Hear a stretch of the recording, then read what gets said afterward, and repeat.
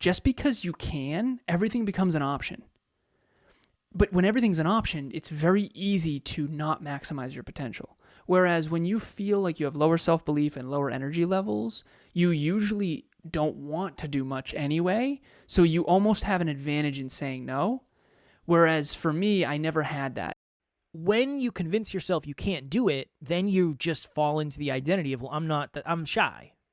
And then you never practice the behaviors of somebody who isn't shy. And then you get shy results, and then you think you're shy, and you get shy results, and you think you're shy, and then you have years and years and years of unconditioning to do. Next Level Nation, welcome back to another episode of Next Level University, where we help you level up your life, your love, your health, and your wealth.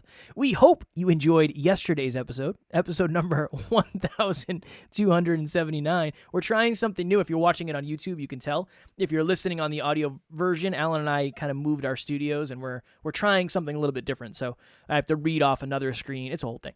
But yeah, yesterday's episode, being consistent isn't enough. We talked about the consistency juggling with improvement. Today, for episode number 1730, the balance of selfish versus selfless. Selflessness, selfless, whatever.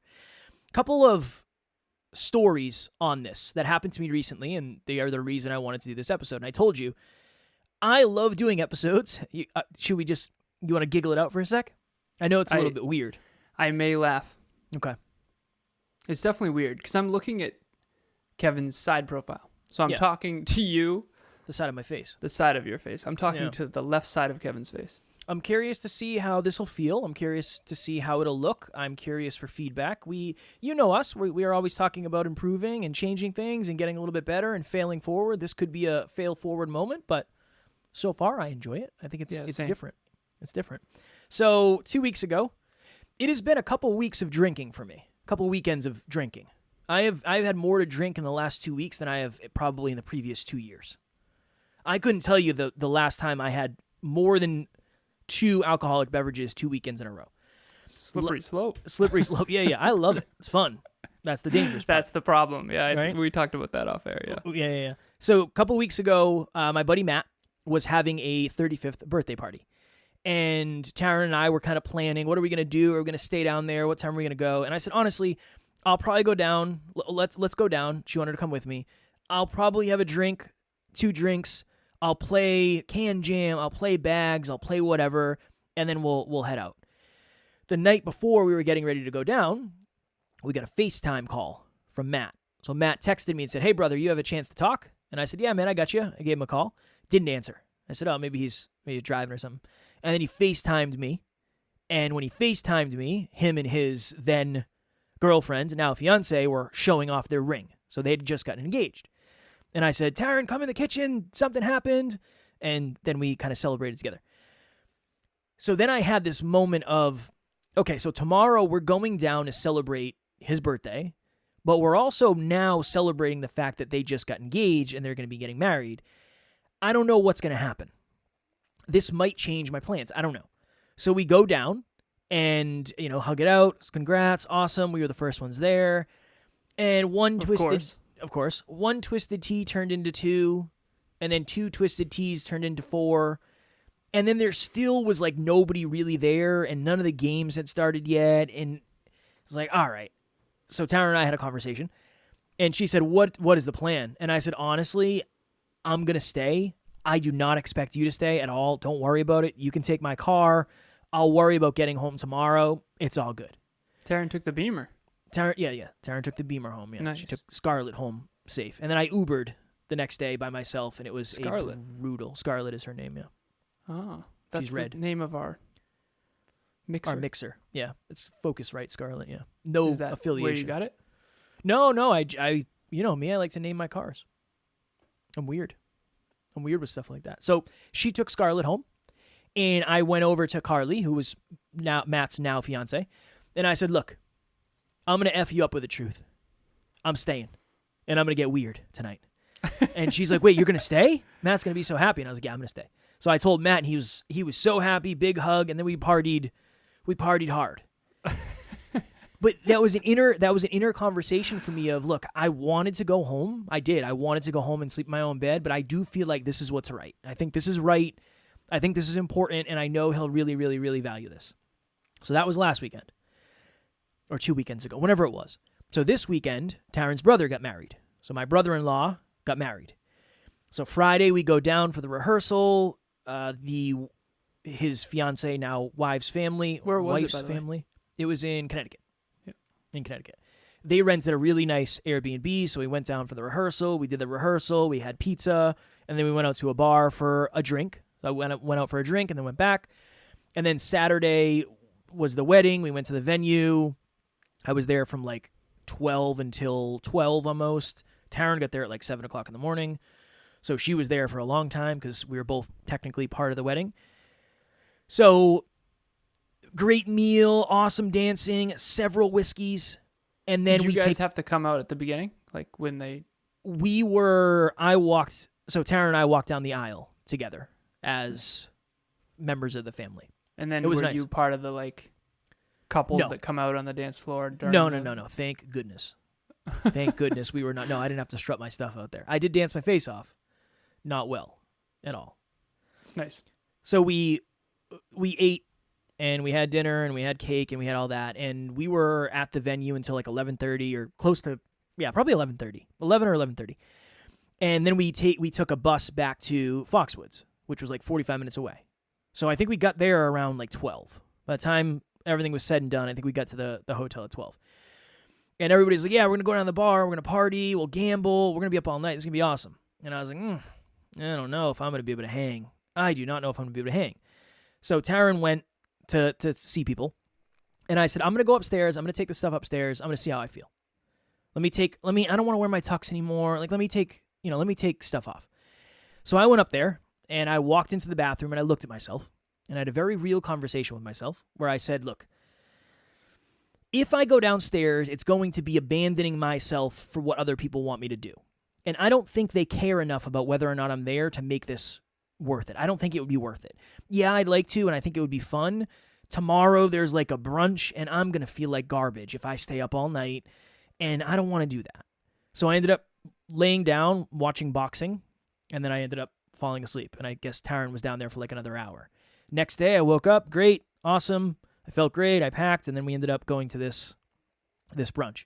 That's why I wanted to do this episode, because it was a balancing act in two separate occasions where, one, I knew it meant the world to Matt for me to be there, and I wanted to be that person. I wanted to make that night memorable because he's never going to have another 35th birthday, and more importantly, he's never, hopefully, going to get married again, engaged.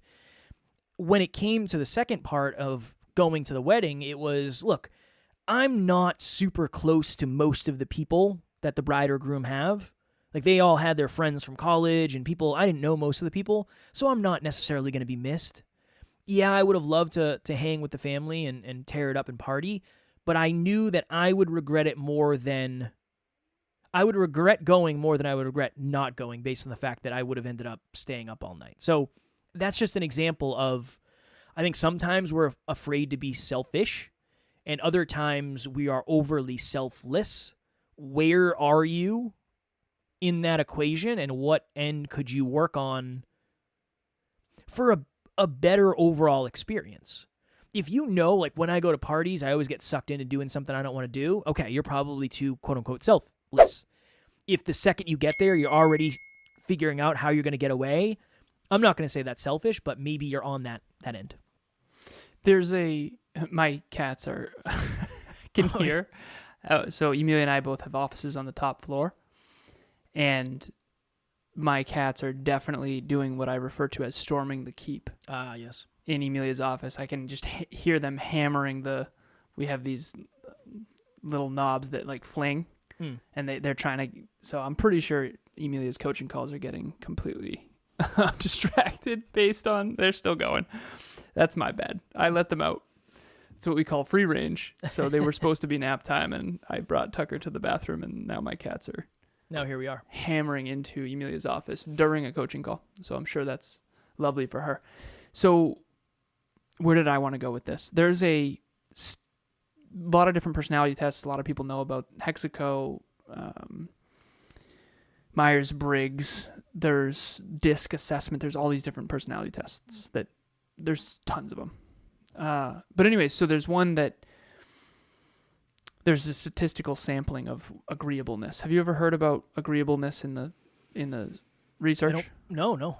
Okay, so there's something called conscientiousness, there's agreeableness, there's a couple other ones that are really big that tell a lot about you, introvert, extrovert, that kind of stuff. Okay, so agreeableness, if you're very, very agreeable in this statistical sample set, you basically, if you're not careful, you'll be a pushover.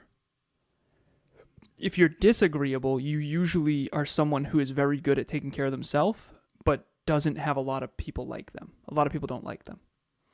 And the truth of the matter is all of us have a natural inclination on one end or the other. So if you were to look at the research, you'd see that statistically speaking, females tend to have higher agreeableness on the extreme end, and males tend to be very disagreeable on the extreme end, especially in their teenage years, which is why a lot of males end up getting incarcerated when they're young, because as soon as they hit the teenage puberty and the testosterone spikes, they basically just go off the rails, for lack of better phrasing, and they're very aggressively disagreeable, so to speak. You and I, a little different.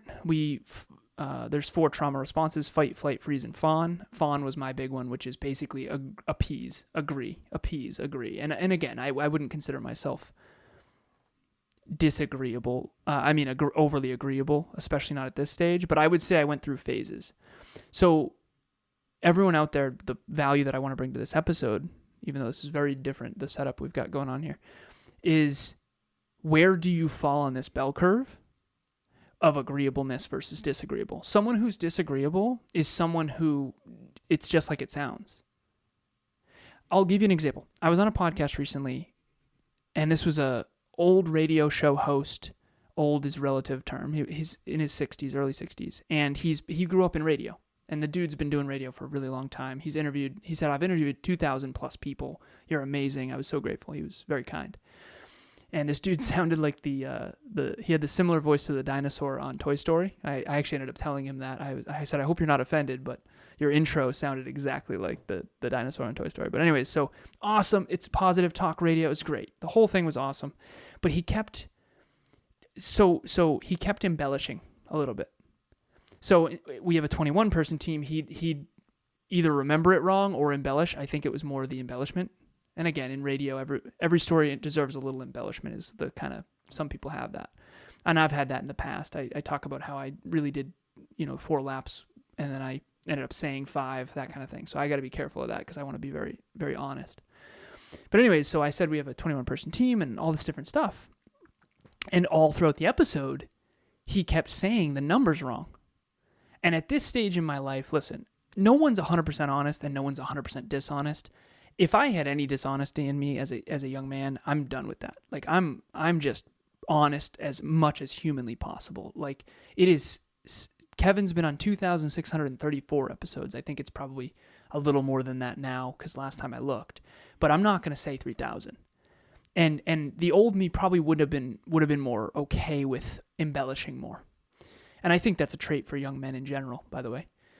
But anyways, so he kept saying, well, you have a 30-person team and you have 3,000 episodes and all. And I'm just like, I corrected him the first time, right? Because he said something along the lines of, how many episodes we have? Yeah, it was the episodes. He said, well, you guys have surpassed 2,000 episodes.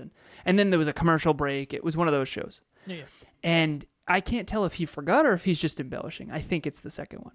And so the first time I said, listen, I gotta correct it. I'm sorry. I'm very big on this. We have 1,700, maybe 25 episodes at this stage. And I think even that was slightly over at the time, because I think we were headed there. But he's like, oh, no worries. And we just kept going on with the conversation. Then all of a sudden I have a 30-person team and I make, and it's, okay, this is just a radio show where that's the thing. That's fine. All right, fair. I can't keep correcting this guy, right? Because he doesn't mean any harm by it. He's just embellishing a little bit on the radio. Like, I think that's natural. And it's not like he's saying 60,000 when it's actually, whatever. So if he rounds up a little bit, it is what it is. So my point is that if I was very disagreeable in that moment, I would have broken rapport in the interview. And he would have been not only embarrassed, and the interview wouldn't have been as good for anyone listening or for him. And this was a nice guy. He didn't mean malintent. Now, if I was fully agreeable, I never would have even said the first one. So when he first said 2000, I corrected him. That was me being slightly disagreeable. The old me probably wouldn't have mentioned it. He's the host, and I'm going to just be here as a guest, and I'm not going to have the courage to bring it up. And it makes me look better, so whatever, right?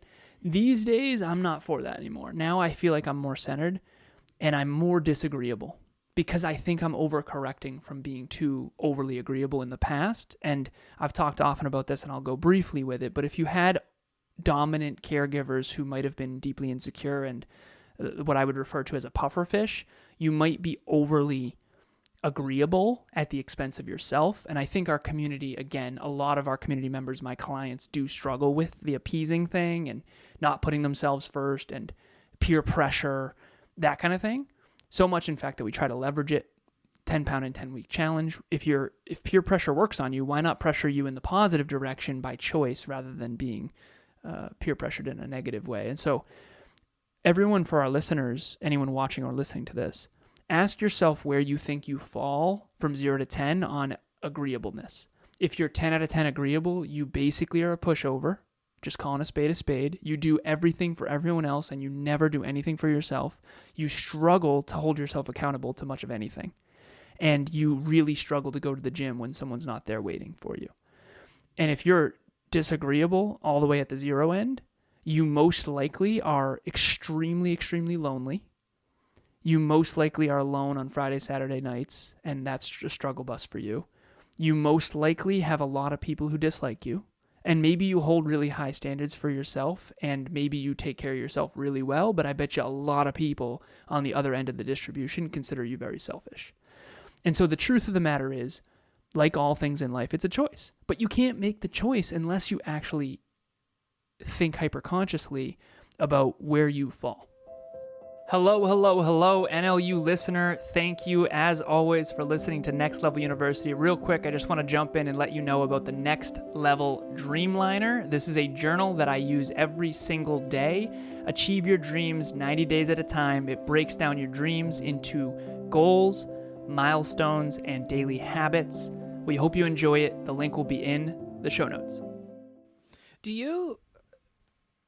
When you were the type of person that was just down to do anything, like I imagine you were, I'm not saying you're not fun now, but fun in a different way. Did you consciously want to go do the other things? Like if somebody said like, okay, we're going to go to the bar and then we're going to go here, and then we're going to go here, and then we're going to go back to this person's place, and then we're going to go back out, and we're going to go here, and then tomorrow we're going to get breakfast, and then we'll go here, and then we'll do this. After like the second thing, I'm like, I'm out. I don't want to do all that. I don't want to do all that. So here's the truth. I might not even do the first thing. If it gets too much and I know I'm going to have to be overly agreeable and overly agreeable and overly agreeable and I'm going to have to abandon myself, I won't even do the first thing because I'd rather just not break rapport later on. Did you actually want to do it, or was it peer pressure and belonging? I appreciate the question so much, and I think there's so much value in it. My answer we'll find out in the answer. I think there is a ton of value in the question. Will the answer be as valuable? I don't know yet. You know what I mean? think the answer will be even more valuable. Here we go. I love the question because I think those are the things to analyze in life. I really do. And I hope everyone out there asks the same question to themselves. The answer that I have is I did want to do it. And this is another thing that I didn't intend on bringing up in this episode, but I do think it's super valuable. One of my clients recently, behind the scenes in a coaching session, she said, you said something to me recently that really rocked me in the best way. And here's what I said. I said, you have a lower set point than other people in terms of your energy and so I'm not a clinician. I'm not certified to say this. So please don't take this out of context and put it anywhere. Not that you probably would, because no one cares, but I just don't want to say anything that is not, understood in the context of my awareness. All right. Some people are let's say 0 to 10. So just like agreeableness, there's also energy levels. So I tend to be very intense. I fly high most of the time. Yes. And when I'm down and out, I need to pick me up like caffeine or whatever. I would say when I travel with Kev has trouble keeping up energetically because you have a lower set point. You're just naturally more sad than me. And that's okay. I've really started to study a lot of this, not only in my clients, but I need to know this about my clients too. So I have one client who flies really low. So she feels like she has to really put on a show when she's in public. And this is the whole introvert extrovert thing too. So does social settings drain you, or do they feed you? And so for me, social settings would feed me, I think, more than most. And I think I had a naturally high set point. So Emilia and I had an ex-girlfriend, I've told this before, but she said, dating you is like dating a Stairmaster. And she was being playful, but I understand what she was trying to say. What she was trying to say is you're like the Energizer Bunny. You're never not on. And the truth is that's, I wouldn't say I'm never not on. I think that's ridiculous. But I would say compared to a lot of people, I have a naturally higher set point where I would exhaust most people. Now, why am I saying that? I'm not trying to talk about me. I would like for everyone to understand where their set point is. And I think you can raise it or decrease it slightly based on what you work on or don't work on. So we've talked in the past about some people love to work and then they need to focus on R&R. Other people need to focus on work and actually their R&R is fine. I think this has a lot to do with it. Where do you energetically fly? Are you flying high or are you flying low? So to answer your question, Kev, I always wanted to do all that stuff. And I always really enjoyed myself. That was actually the problem. I had a freaking blast in my youth. We talked some college stories earlier. Kevin and I have spoken at my old fraternity. He heard some funny stories. Like, I was always all about it. Let's go and let's live. I was so good at that. I had hosted parties. We went to parties. I played basketball with the basketball kids. I lifted weights with the lifters. I was a runner. We did a beer mile on a whim in college. Like, I did all of it. And I was so well-rounded because of it. And I learned from a lot of different people. I've met people from all over the world at college. And I've been to all the fraternities and I partied at all of them. And I did a lot of socializing. And for an engineer, that was very rare. That said, I always wanted to do that. But unfortunately, because I was so good at it, I think it ended up being extra detrimental to me. Just because I can party all night and still ace tests doesn't mean I should. Just because I can be friends with everyone doesn't mean I should. Right. Just because I can be good at basketball and snowboarding and video games and doesn't mean I should. So if you're resonating with anything I'm saying, you most likely, just because you can, everything becomes an option. But when everything's an option, it's very easy to not maximize your potential. Whereas when you feel like you have lower self-belief and lower energy levels, you usually don't want to do much anyway. So you almost have an advantage in saying no. Whereas for me, I never had that. And so for me, I have to force discipline and force systems and structure on myself. And I have to create a give up list because otherwise I will go all in. If I'm going to go all in on something, it's going to be this podcast, coaching, speaking, training, and writing. Whereas in the past, I've been all in on snowboarding and basketball and video games and partying and all these different things. And so to answer your question, I wanted to do it. I always wanted to do it. I always loved it. That was the problem. And unfortunately, it wasn't until after my car accident when I finally had a big enough mission to where it forced me to actually say no. And so high goals are my cheat code because they force me to say no and they force me to do what's actually best for me. And so now I'm a little bit of a hermit, but that's by choice and through massive discipline. I mean, I could run amok easily for sure. There's a part of me that's truly jealous of the fun that you've been having lately, genuinely. Now, in the future, I'm going to be grateful for the choices I made. And that's really the question you asked originally, which is, which one am I going to regret more? I think that's the best question to ask. It's a challenge because even when I was younger, well, maybe we won't even talk about like 21-year-old Kev because that's a new thing. But when I was on the road working a ton and I was always in other states, like we would go out to the bars all the time, but it always had to revolve around alcohol. Like I'm not interested. I don't want to go out just to go out. Like if I'm going to go out, if we're going to go to the bar, I'm not just going to be sober. If I'm going to be sober, I just stay home. I don't want to go to the bar anyway. But I think a big piece of it for me was like social anxiety. I think I'm really good with people. I mean, I talk to a lot of people, and I don't know if anybody that just met me for the first time would say that, like, oh, he has social anxiety. But I feel like I probably do. And when you drink, you don't have any. I think that's the reason it works so well, quote unquote. You and one of our old friends, Mark Metry, you were in his book called Screw Being Shy. Screw Being Shy. Yes. And you interviewed him for that. I didn't resonate with that book at all. I actually bought it, and I was reading it because I wanted to hear you, and reading it, I was listening to it, and I wanted to support Mark. But I remember listening to that book going, this is not for me at all. I think it's an anxiety overall thing. Well, I think. For someone who's out there listening, and can you give the polar opposite of what I just described? Because what's it like on the other end? Because maybe some people should say yes more. I need to say no way more, in my honest opinion. I think if you know it's aligned, you should say yes. And just again, I'm not going to tell you what to do. It's beneficial for me to do things that are safe from the perspective of you kind of know who's going to be there. You know there might be some uncomfortable moments, but you know you're going to grow through it. But Yeah. it feels like, to your point, it's like I have to pretend more that I want to be places. When in the back of my mind, I'm like I'm counting down the minutes of when can we leave.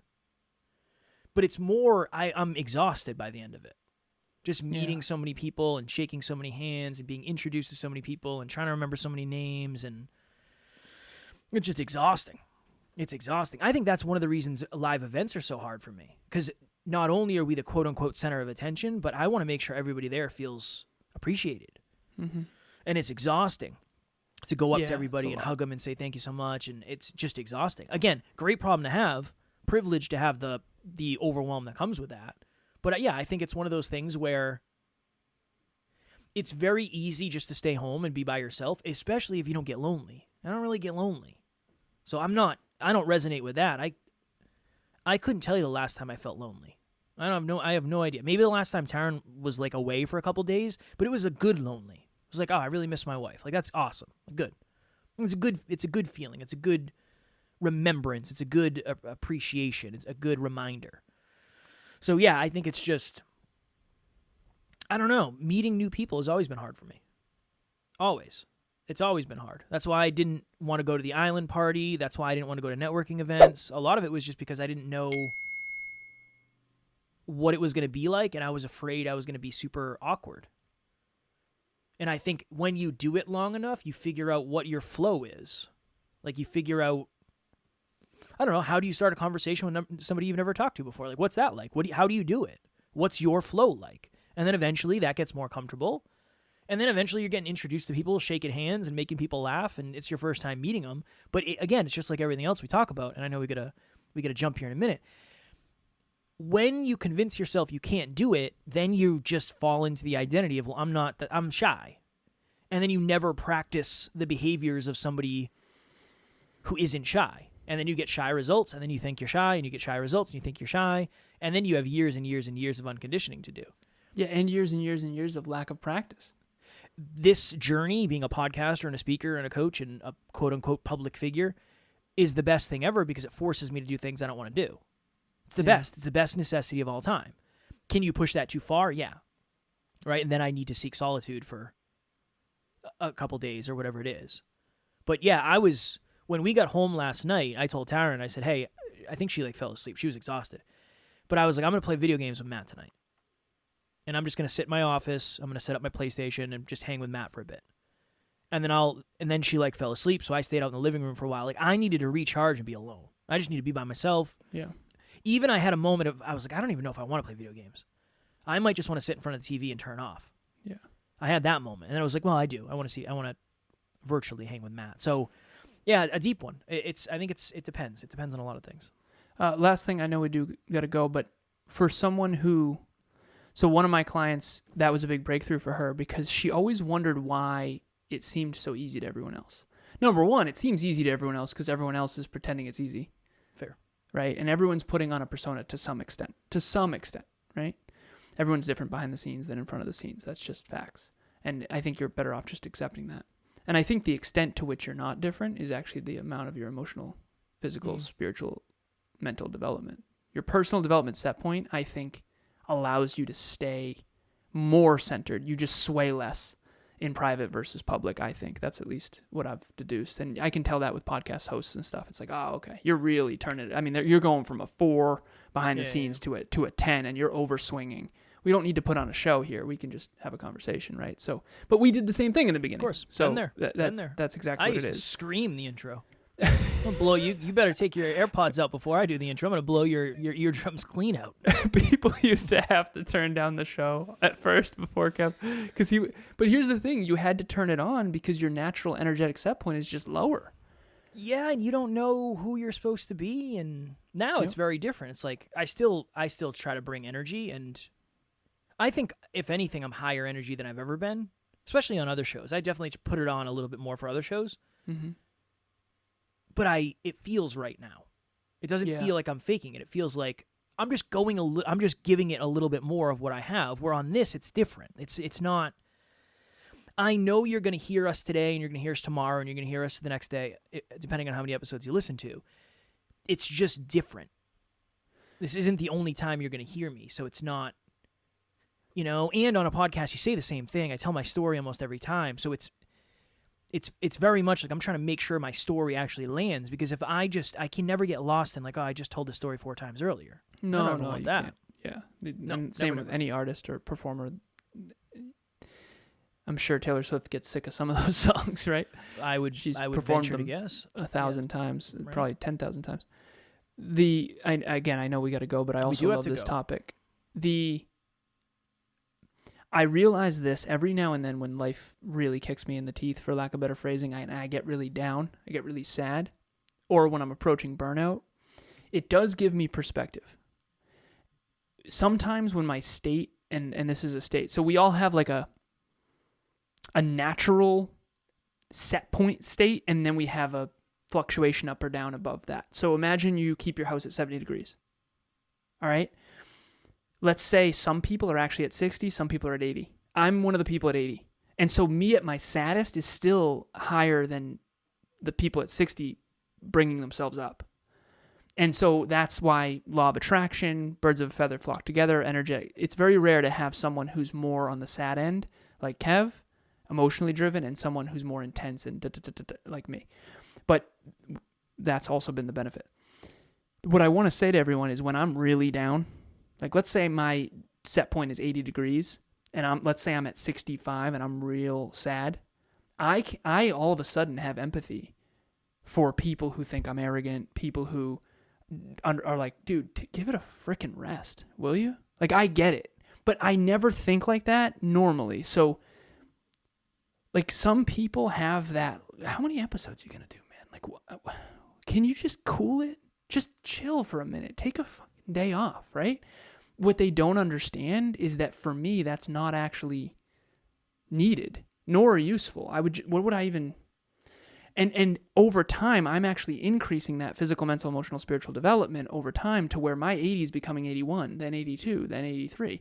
And then even at my lowest, I might be higher than other people's highest. And you can study the research on this too. People have a naturally sadder set point or a naturally upper set point. And it's just like the agreeableness too. And so if you have high agreeableness and low energetic sad set point, for lack of better phrasing, for the clinicians listening, don't rip my head off on this, you are in some trouble because you're going to want to agree to things that are not good for you. And so we all kind of have to understand. So to make this whole thing land for everybody, hopefully, where are you at in agreeable? Are you overly agreeable? And by the way, do you say no too much or do you say yes too much based on your set point? And then the next one is, where are you at? Are you at 60 degrees? Are you at 70 degrees, which we'll call middle? Or are you at 80 degrees like me? Are you like always on, go, go, go, exhausting everyone around you like me? Or are you kind of down and out and it's sad? It's okay to be sad. It's okay to not be okay. You ever hear that? Of course. It's okay to not be okay. For an A-type personality, that doesn't land. Emilia and I, it's not okay not to be okay. Like, what's going on? Let's fix it and let's move forward. And it is okay, but we have to like work on that. Because if Emilia's down, it's so rare. It's like, what is really going? Like, is everything good? Because she's normally right. So again, at the end of the day, different strokes for different folks.